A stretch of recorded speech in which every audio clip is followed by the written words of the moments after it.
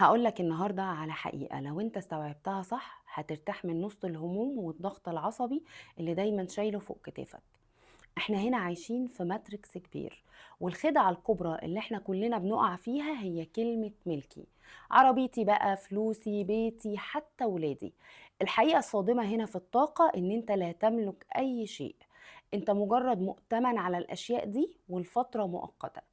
هديكم مثال عشان تفهموني اكتر. تخيل ان انت دلوقتي داخل فندق 7 نجوم وحجزت الجناح الملكي في الفندق ده. الجناح ده هيكون فيه ايه؟ فيه افخم الاساس واحدث الاجهزه واجمل اطلاله ممكن تشوفها. طول ما انت نازل في الفندق ده انت بتستخدم كل حاجه، بتنام على السرير، بتفتح التلاجة، بتستمتع بكل شبر في الجناح بتاعك. لكن هل ينفع ان انت تقول ان الجناح ده ملكك؟ طبعا لا. هل ينفع وانت خارج ان انت تاخد السرير معاك؟ اكيد لا. الدنيا بالظبط عاملة زي الفندق ده. انت هنا نزيل، والفلوس والعربية والمنصب هم خدمات الفندق.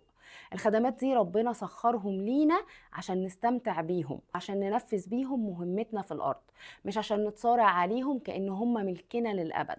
طب ايه اللي بيحصل في السيستم الطاقي بتاعك لما انت بتفكر ان انت مالك للأشياء دي؟ بمجرد ما عقلك يصدق ان الشيء ده ملكك بتبدأ فورا طاقة الخوف من الفقد. الطاقة دي بتفضل تشتغل جواك، فانت تبقى خايف على الفلوس لا تخلص، خايف على المنصب لا يروح، خايف على العربية لا تتخبط. طب الخوف ده بيعمل لك ايه؟ الخوف ده بيعمل لك انقباض في مسارات الرزق بتاعتك، وبيخليك دايما في حالة دفاع مستمرة. انت هنا بتفقد متعة الاستمتاع بالحاجة نفسها.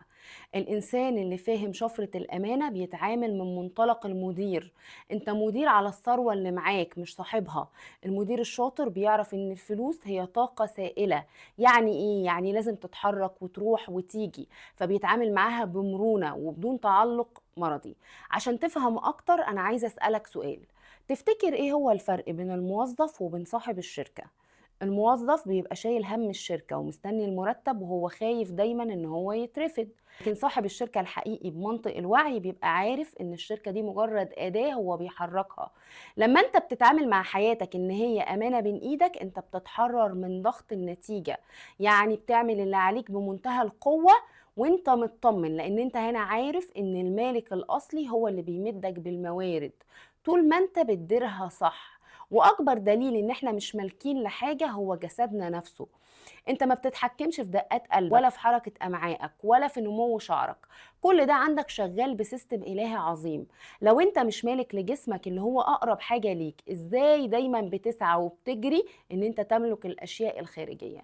لما تفهم ويبقى عندك يقين ان انت